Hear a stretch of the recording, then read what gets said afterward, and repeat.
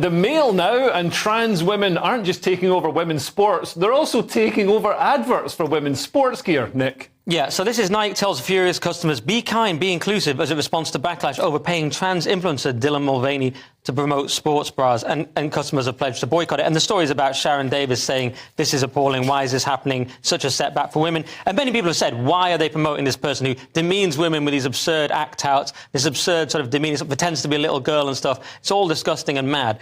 Well, the reason is there are two big theories that I've heard. One is that it's just some sort of young millennial firm says, look, Dylan Mulvaney seems to get amazing numbers on the algorithm. Maybe we should hire them. And some executive goes, yeah, fine. That's one theory. The other one's more interesting. It's this thing, the Corporate Equity Index. I don't know if you've heard of it. Much like the Stonewall Workplace Equity Index, you essentially get points for being as deranged and leftist as possible. You remember the Stonewall thing that Stephen Nolan investigated? He found it to be basically a pyramid scheme.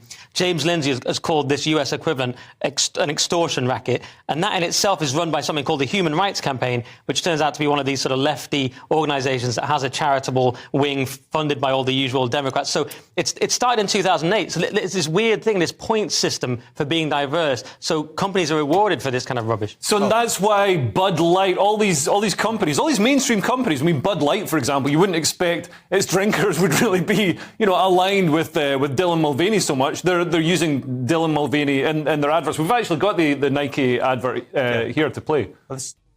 Oh, we go. So they're... it's a caricature, and for women, they find it very offensive. That is just what a woman's like. Yeah.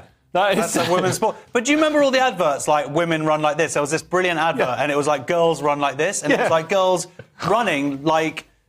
That's what girls run like a normal human being, and that's a caricature, and it's offensive to women. Also, no, it's not. Nike, that's just what women are like. Yeah, well, when Nike is pulling its funding from actual female athletes because they get pregnant and reducing funding by 70% or whatever. But look, you mentioned Bud Light. Now companies are stopping stocking it. You mentioned Nike now. I'm glad that I'm a New Balance person, and because that's the only thing you can do is boycott them and show that I would buy presents from Body Shop, but Body Shop was disgraceful with a tweet it sent out about J.K. Rowling. Yeah. Innocent Drinks, they also did a thing. They banned a woman just because someone said, "Oh, she's a TERF," so they cancelled her. So there's a lot of products that I just don't use anymore. Just one thing, though, I think New Balance are pro-Trump. Sorry to ruin it for you. Well, just Nike actually came out and responded to some of the angry women who are furious. They said they told angry women who are furious about a biological male advertising their gear, saying, "Be kind, be inclusive." Yeah. And I see this language, this be kind, be inclusive language, being used it used to be used as a shield to protect people. Now it's being used as a sword to attack people. The people that I saw first use it were Corbynites and whatever. And since then, anybody who says be kind online, certainly, are usually the thickest, most evil, nasty people. I can't even swear, so I don't want to get into it. But they are, and thus the biggest hypocrites of it.